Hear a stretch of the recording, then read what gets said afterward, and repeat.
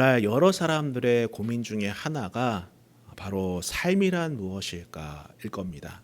아마 이거는 참 대다수의 사람들, 거의 많은 사람들, 100%의 사람들이 고민하는 내용이 아닐까 해요. 특별히 가치 있는 삶이란 무엇일까? 다 저마다 고민하지 않습니까? 가치 있는 인생이 뭘까?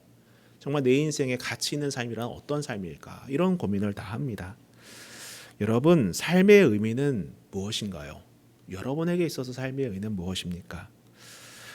이한이라는 사람이 쓴 책 중에서 삶은 왜 의미가 있는가라는 책이 있어요. 삶은 왜 의미가 있는가?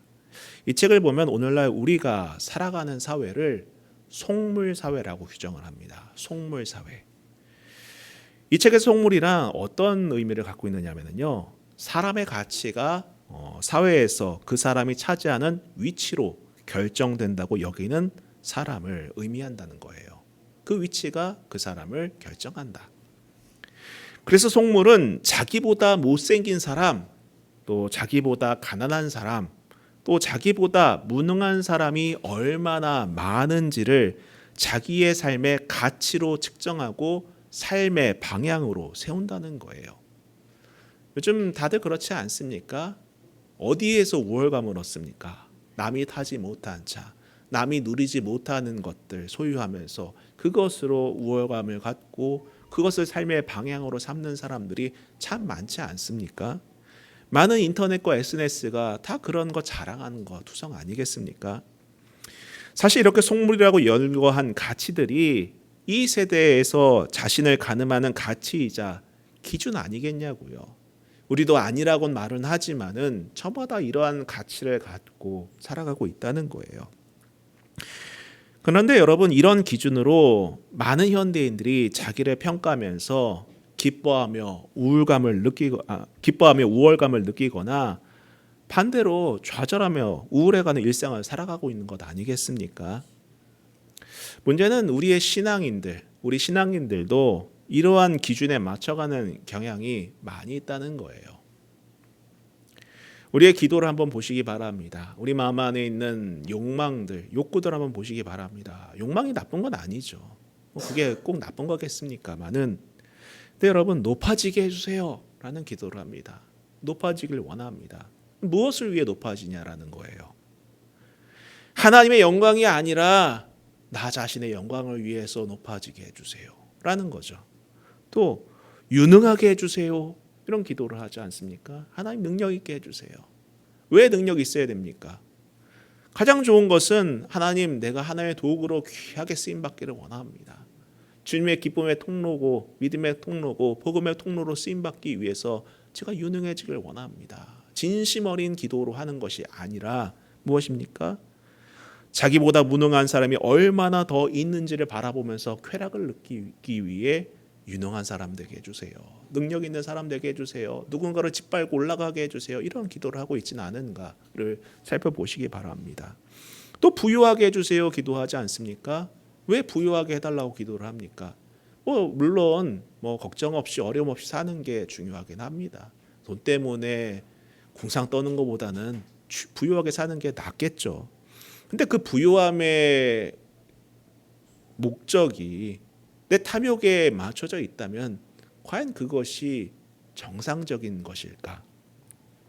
잘 나가게 해주세요도 마찬가지겠죠. 다 이런 것 아니겠습니까? 성도라고 자부는 하지만 실상은 이런 속물의 기준으로 산다면 여러분, 사실 형통하면 형통한 대로 문제가 생깁니다. 또 고난당하면 고난당하는 대로 문제가 생긴다는 거예요. 어떤 문제가 생기겠습니까? 형통하면 탐욕에 빠집니다. 그렇죠? 형통하면 탐욕에 빠져요. 또 고난당하면 좌절을 한다는 거예요.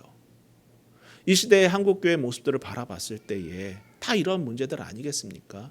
교회가 타락한다, 목사가 타락한다, 성도가 타락한다, 다 이런 문제들 아니겠습니까? 형통한데 왜 타락할까? 다 탐욕에 빠지기 때문이라는 거예요. 겉으로는 하나님을 외쳤지만은 그 실상은 속물이었다라는 거예요. 속물. 왜 좌절하고 교회를 떠납니까? 고난 당하는 대로 속물로 살았기 때문에 고난 당한 대로 좌절하는 것 아니겠습니까?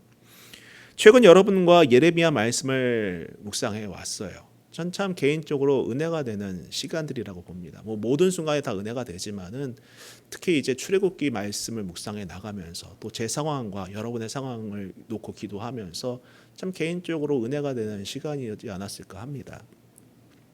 예레미야 33장 3절에 이렇게 기록하고 있습니다. 너는 내게 부르짖으라 내가 내게 응답하겠고 내가 알지 못하는 크고 은밀한 일을 내게 보이리라. 참 은혜가 되는 말씀이죠. 내 지갑에 부적 삼아서 지니고 다니고 싶은 말씀, 내 핸드폰 배경화면으로 넣어서 의지를 하고 싶은 그런 말씀들 아니겠습니까?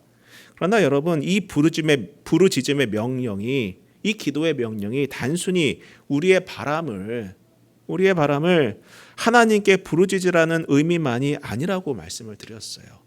왜 그런 말씀을 드렸습니까? 제가 임의대로 말씀드린 게 아니지 않습니까? 바로 이어지는 내용 때문이에요. 바로 이 명령, 이 기도의 명령, 부르짖음의 명령 이후에 이어지는 내용이 무엇입니까? 하나님의 심판과 또 그 다음에 회복에 대한 선언이 있기 때문이라는 거예요. 좀 이해하기가 어렵죠. 아니 기도하라고 하는데 왜 같이 처벌을 말하고 보상을 말하는가? 사실 이게 좀 이해가 되지 않아요. 이율배반적이지 않습니까, 여러분? 어떻게 기도하면 우리는 보통 보상만을 생각하잖아요. 기도하면 보상만 있어야 되는데, 기도하면 형통만 있어야 되고, 기도하면 은혜만 있어야 되는데, 아니 왜 하나님께서는 심판을 말씀하시고 회복을 말씀하시고 처벌을 말씀하시고 보상을 이야기하는가? 사실 여러분, 이런 명령을 통해서 하나님께서는 이스라엘 백성들이 심판으로 인해 절망의 시간을 보내는 시기에도 기도하라고 명령하신 거예요. 그리고 회복으로 인해 기쁨의 시간을 보내는 시기에도 기도하라고 명령하신 것입니다. 왜냐하면 고난의 시기를 보낼 때 기도를 통해 우리는 하나님 안에서 나의 현 주소를 발견할 수 있게 된다는 거예요. 기도만이 나를 보게 합니다. 기도만이 나의 영적 상태를 보게 하고 내 상황을 보게 한다는 거예요. 내 현실을 마주하게 한다는 것입니다. 그러면서 하나님의 약속을 신뢰하며 인내할 수 있기 때문에 기도하라는 거예요. 또한 기쁨의 시기에 기도하라는 이 명령은 무엇입니까?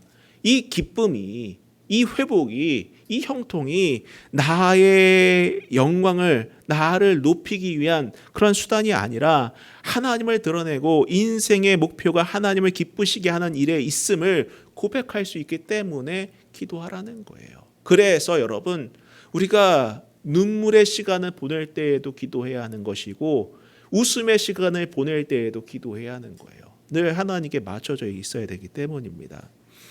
이처럼 하나님 안에서 내 삶을 보고 내 인생의 중요한 선택들을 하는 것이 필요합니다.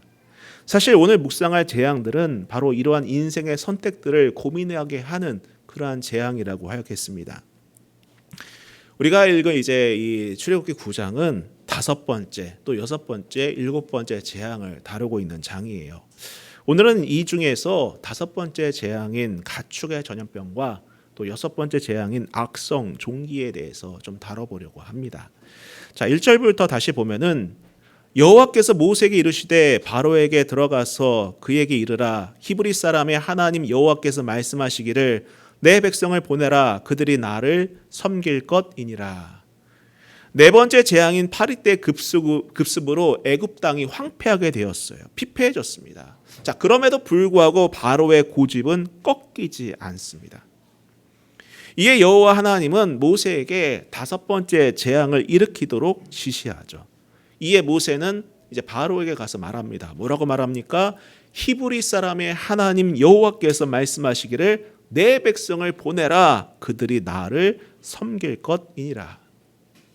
여러분, 이 내용은 하나님께서 재차 모세를 통해서 바로에게 하는 말씀이에요. 이미 앞서 출애굽기 5장에서도 모세와 아론이 바로를 처음 대면할 때에도 이렇게 말합니다. 내 백성을 보내라. 그들이 나를 섬길 것이다. 내 백성을 보내라. 그들이 나를 섬길 것이다. 분명하게 밝히셨습니다. 그리고 첫 번째 재앙으로 치실 때에도, 즉 물이 피가 변한 재앙을 필두로 하나님께서 재차 강조하시는 것이 바로 이 내용이에요. 내 백성을 보내라. 그들이 나를 섬길 것이다. 그렇습니다, 여러분. 하나님께서 이스라엘 백성들을 출애굽시키는 목적이 바로 그들이 하나님 백성으로서 하나님을 섬기기 위해서라는 사실을 여러분 잊지 마셔야 됩니다. 여러분, 방종이 자유가 아닌 것처럼, 여러분 방종이 자유가 아니지 않습니까? 내 마음대로 하는 게 자유가 아니에요. 방종이 자유가 아니라 자유에는 반드시 책임과 대가가 따르는 것처럼 하나님께서 베푸신 구원과 형통의 은혜도 분명한 목적이 있다는 사실을 기억해야 합니다. 그것은 여러분, 이스라엘 백성을 구별하여 하나님을 섬기는 백성으로 삼으신 것처럼 우리가 구원받는 사람으로 산다는 것은 우리의 삶이 하나님을 섬기고 예배하는 데에 그 목적이 있다는 사실을 잊지 마시길 바라요. 여러분, 이 사실을 꼭 기억하고 가시기 바랍니다. 학생들이 공부할 때에, 직장인들이 일을 할 때에, 가정 안에서 가정을 섬길 때에도 그 목적이 내 만족이 아니라 하나님을 섬기기 위해 그 목적이 있다는 사실을 잊지 마시기를 바랍니다. 계속해서 2절을 보시면은 내가 만일 보내기를 거절하고 억지로 잡아두면 여호와의 손이 들에 있는 네 가축 곧 말과 나귀와 낙타와 소와 양에게 더하리니 심한 돌림병이 있을 것이며 여호와가 이스라엘의 가축과 애굽의 가축을 구별하리니 이스라엘 자손에게 속한 것은 하나도 죽지 아니하리라 하셨다 하라 하시고. 자, 이 말씀을 보면 바로에게 놓인 두 가지 선택지가 있습니다. 두 가지 선택지가 있어요. 이 두 가지 선택지가 있는데 하나는 이스라엘 백성들을 보내주는 것입니다. 이스라엘 백성들을 보내주는 것이고 다른 하나는 거절하는 거예요. 그런데 그 선택지에 따라서 결과는 확연하게 다릅니다. 어떻게 다릅니까? 살든지 죽든지 결정이 된다는 거죠. 여러분, 우리는 언제나 필연적으로 어떤 상황에서든지 선택의 기로에 놓이기 마련입니다. 우리는 선택할 수밖에 없어요. 인생은 선택의 연속이죠. 어린 시절에야, 아이 때야 즐거운지 아닌지에 따라 선택을 합니다. 이게 내게 즐거움이 되는지 즐거움이 안 되는지, 혹은 좋은지 싫은지 기분이나 감정에 따라 선택을 하기도 하죠. 그렇죠? 좋으냐 싫으냐 이걸 갖고 선택을 합니다. 또 앞서 말씀드렸던 것처럼 세상을 살아가면서 속물이 되면 어떻습니까? 그 사람이 차지하는 사회적인 위치나 또 자기보다 못한 사람들이 얼마나 많은지를 측정하고 그것을 가치로 두어서 삶의 방향을 선택하겠지만은 궁극적으로는 여러분, 모든 선택의 방향은 사느냐 죽느냐의 문제라는 거예요. 사느냐 죽느냐의 문제라는 것입니다. 단순히 생존 경쟁을 말씀드리는 것이 아니에요. 이 사회가 경쟁을 부추겨서 너희는 나고 하면 죽는 거 이런 얘기를 드리려는 것이 아니라 그 근본은 하나님 앞에서 생명을 얻을 것인지 아니면 생명을 잃을 것인지에 대한 중요한 선택이라는 것입니다. 여러분, 사람에게는 저마다의 나침반이 있어요. 제가 한번 이 설교를 위해서 나침반 어플을 한번 깔아봤습니다. 여러분 보면은 이제 여기 보면 나침반이 하나가 있습니다. 아마 단순하게 하면 이제 나침반 보면은 이제 여기에는 동서남북이 다 있어요. 흔들러도 항상 북쪽은 정확하게 가리킵니다. 일반적인 나침반은 늘 어떤 상황에서도 북쪽을 가리켜요. 그래서 이 나침반이 상당히 중요합니다. 여행하는 사람 입장에서도 그렇겠지만은 비행기라든지 모든 수단, 이동 수단에서는 다 이게 필요하다라는 거죠. 근데 이 나침반은 늘 북쪽을 가리킵니다. 항상 북쪽을 일괄적으로 가리키고 있어요. 자, 이처럼 저마다 중요하게 여기는 가치를 가리키는 자기만의 나침반이 다 있다라는 거예요. 그렇지 않습니까, 여러분? 내가 중요하다고 여기는 가치들을 가리키는 나침반이 여러분 마음에는 다 있어요. 다 있어요. 없는 사람이 없어요. 다 있습니다. 그럼 여러분이 가지고 있는 그 나침반은, 여러분의 가치를 가리키고 있는 그 나침반은 과연 무엇을 가리키고 있나요? 어떤 방향을 향하고 있습니까? 생명을 가리키고 있습니까? 생명을 가리키고 있나요? 다시 말해 사는 것, 생명을 얻는 것을 가리키고 있습니까? 여러분께서 매 순간 선택하는 것들이 무엇을 가리키고 있는지를 한번 여러분 살펴보시길 바랍니다.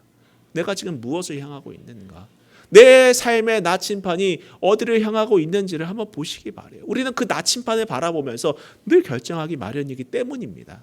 여러분, 과연 이 나침판이 생명을 가리키고 있는지 아니면은 여러분 다른 것을 가리키고 있는지를 여러분 꼭 기억할 수 있기를 바랍니다. 자, 5절부터 보시면은 여호와께서 기한을 정하여 이르시되 여호와가 내일 이 땅에서 이 일을 행하리라 하시더니 이튿날에 여호와께서 이 일을 행하시니 애굽의 모든 가축은 죽었으나 이스라엘 자손의 가축은 하나도 죽지 아니한지라. 자, 처음으로 죽음을 초래하는 심한 재앙을 내리시죠. 지금까지 재앙은 누가 죽지는 않았어요. 어떤 생물도 죽지 않았습니다. 예, 죽지 않았어요. 물론 개구리가 뭐 사라지는 이런 건 있긴 했지만은 그렇다고 해서 그 재앙 때문에 누군가가 죽는 피해를 얻는 경우는 없었습니다. 처음으로 죽음을 초래하는 심한 재앙이 내려지죠. 그리고 앞서 내린 재앙은요, 애굽도 요술사들이 하나님의 기적을 흉내냈지만은 이제는 인간의 힘만으로는 회복 불가능한 죽음을 가져오심으로써 아주 극단적으로 차별화시키십니다. 너희 아무도 할 수 없는 그런 일을 보이신다는 거예요. 여기서 하나님은 재앙으로 가축을 치시는데 분명 죄는 애굽과 바로가 진 거잖아요. 그렇죠? 애굽과 바로가 진 건데 왜 그들의 가축이 징계를 받느냐고 의문을 가질 수도 있을 거예요. 동물을 사랑하는 사람이라면 아마 그런 생각을 가질 수도 있을 것 같습니다. 또 오늘날은 지식산업 기반 사회 아니지? 지식산업 기반 사회잖아요. 우리는 가축을 치지 않아요. 그래서 그게 무엇을 의미하는지를 잘 몰라요. 그래서 가축을 치는 게 무슨 의미가 있는가 와닿지 않을 수도 있습니다. 근데 여러분 항상 우리가 성경을 읽을 때 그 시대의 관점으로 오늘을 봐야 되는 거예요. 자, 보시기 바랍니다. 당시 애굽에게 가축은 여러분 자산임과 동시에 신이었습니다. 자산이자 신이었다는 거예요. 그래서 그 당시 기록을 보면은 1년 된 수소를 아피스, 황소의 신으로 섬겼어요. 신이라는 거, 신. 그래서 농경의 신으로 섬겼습니다. 그리고 암소를 하토르라고 섬겼어요. 이 하토르가 암소뿔을 쓴 여신인데 그 하토르라고 풍요의 신이라고 섬겼다는 거예요.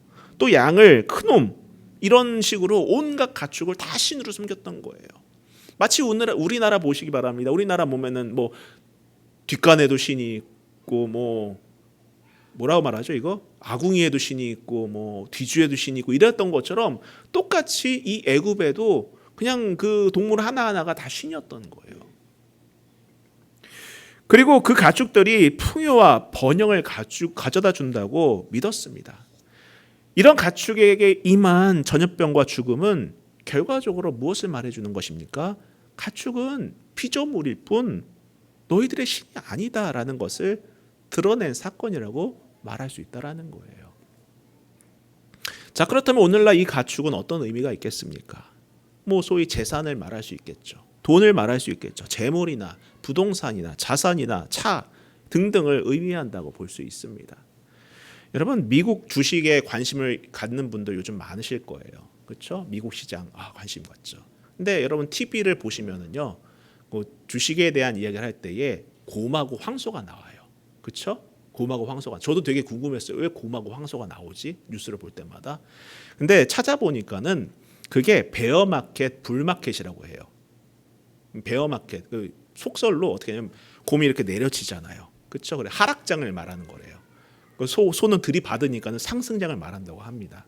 근데 이미 그 전부터 황소는요 재산의 상징이었다고 합니다. 그래서 이제 소를 썼다고 해요. 그래서 여러분 뭐 뉴욕 증권거래소 앞에 가면은 뭐 돌진하는 황소상 아마 사진을 한 번씩 다 보셨을 거예요. 또 우리나라도 한국 거래소 가면은요 황소상이 있다고 합니다. 소를 재산으로 보는 거예요. 하나의 신을 보는 거라고 할 수 있겠죠. 그리고 사실 오늘 본문에서 가축으로 번역된 단어가 원문으로 보면 미크네입니다. 미크네인데 이 미크네라는 이 단어는 사실 취득할 수 있는 재산이라는 의미를 가진 단어예요. 내가 취득할 수 있는 재산이라는 의미를 가진 단어예요. 미크네가. 이처럼 많은 사람들이 이런 것들을 신처럼 떠받들었지만은 결국에는 이것들은 한낱 피조물일 뿐이며 우리의 신이 아니다라는 것을 보여준 재앙이라는 것입니다. 사실 우리가 이 땅에서 소유하려고 하고 있는 이런 돈들, 재물들 다 사람이 만들어낸 거잖아요. 그렇죠? 근데 그것 때문에 많은 사건과 사고가 벌어지고 있어요. 그것을 신처럼 떠받들고 있어서 그것 때문에 배신이 일어나고 배반이 일어나고 횡령이 일어나고 이런 정말 안 좋은 일들이 마구마구 일어나고 있는 것 아니겠습니까?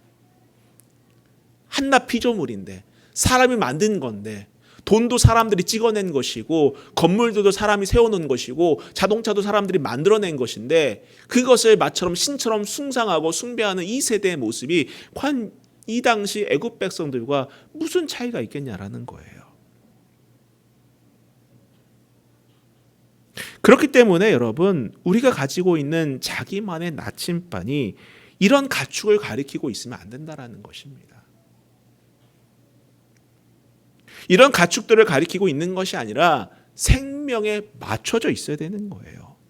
가축을 가리키고 있으면은 우리의 인생은 흔들릴 수밖에 없는 겁니다. 피조물은 사라질 것들이기 때문에 우리는 그것을 누리기만 하면 되는 것인데 그것을 신처럼 떠받들고 그것이 우리의 인생의 나침반이 되어서 그것만을 가리키고 있다면 그 피조물이 멸망당하는 그 순간에 우리는 좌절할 수밖에 없는 거예요. 무너질 수밖에 없는 것이고 절망할 수밖에 없는 거예요. 여러분 다시 한번 부탁드립니다. 여러분의 인생의 나침반은 어디를 가리키고 있나요? 자, 7절을 보겠습니다. 바로가 사람을 보내어 본즉 이스라엘의 가축은 하나도 죽지 아니하였더라. 그러나 바로의 마음이 완강하여 백성을 보내지 아니하니라. 자, 바로는 신하를 보내서 그 재앙의 참상을 확인합니다. 근데 그 재앙의 참상을 확인하고서도 내 백성을 보내라고 하는 하나님의 요구에 불순종한다라는 거예요. 분명히 하나님을 인정할 만한 충분한 증거가 차고도 넘침에도 불구하고 그 실체를 알았음에도 불구하고 굴복하지 않고 있었던 것입니다. 왜일까요? 왜겠습니까? 물론 자기에게 크게 체감되지 않기 때문일 수도 있겠네요. 그렇죠? 자기가 왕이니까 가축이 죽었다고 해서 먹고 사는데 지장 있겠습니까? 고통받는 것은 서민들이겠죠. 사실 이런 지도자를 만나면은 고생하는 거는 백성들인 것 같아요. 예. 지구상의 독재자들 때문에 고통받는 사람들이 한둘입니까?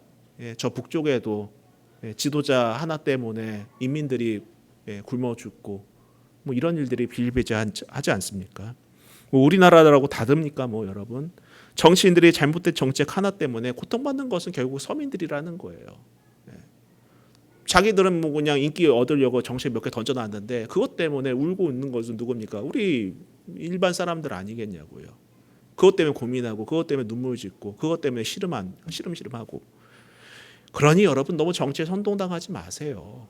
어떤 정치인 되면은 삶이 나아지겠거니 이런 생각하지 마세요, 여러분. 정치인이 우리 인생을 구원해 주는 게 아닙니다. 여러분 정치를 종교화하지 마세요. 얼마 전에 모 당의 전당대회 하니까 사람들 패싸움하고 이런 일도 있었는데 정치가 종교가 돼버리니까는 그렇게 되는 거예요. 거기에 완전 매몰돼가지고 정신 못 차리는 거죠. 여러분 기도는 하되 나라와 민족을 위해서 기도는 하되 정치에 매몰되지 마시고 지도자를 너무 추앙하지 마세요. 오직 우리가 기도하고 추앙할 분은 오직 한 분 하나님이심을 여러분 믿으시기를 바랍니다. 그리고 또 한 가지는 여러분 이 바로의 완고함을 보면서 우리의 반면 교사로 삼아야 된다는 사실이에요. 사실 여러분 완고한 것은요 무언가를 늘 망칩니다. 무언가를 늘 망친다라는 거예요. 내 안에는 완고함 때문에 무언가를 망치고 있는지를 한번 돌아보시길 바래요. 잘못된 편견과 아집 때문에 다른 사람에게 상처를 주고 자기 자신에게도 해악이 되는 행위를 하고 있지 않은지를 보시기 바랍니다. 여러분 좀 들으세요. 들으시기 바랍니다. 귀를 여세요. 여러분을 사랑하는 마음으로 권면하는 말씀에 대해서 귀를 기울이고 들어보시기 바랍니다. 고집불통으로 완고하게 내 생각만 옳다라고 여기지 마시고 좀 주변을 보시면서 이 완고함 때문에 무너지고 있다면은 좀 부끄럽더라도 인정하시고 여러분 돌이키시길 바랍니다. 그게 은혜예요. 그게 은혜입니다. 자, 계속해서 8절부터 보겠습니다.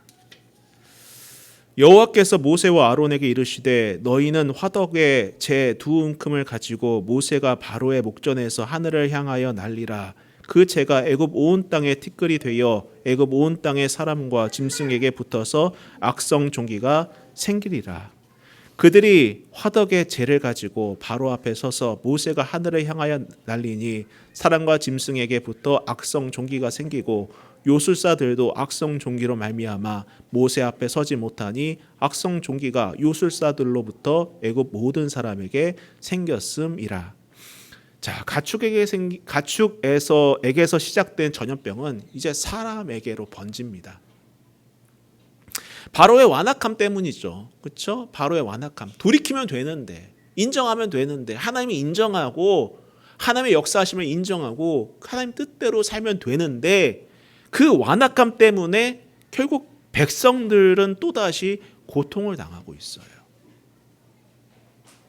하나님께 순종하기보다는 인간적인 완악함을 따른 결과가 결국에는 이렇게 사람을 가축과 다를 바 없는 존재로 만들어버린 것 아니겠습니까? 여러분, 이 바로는 내가 될 수도 있는 거예요.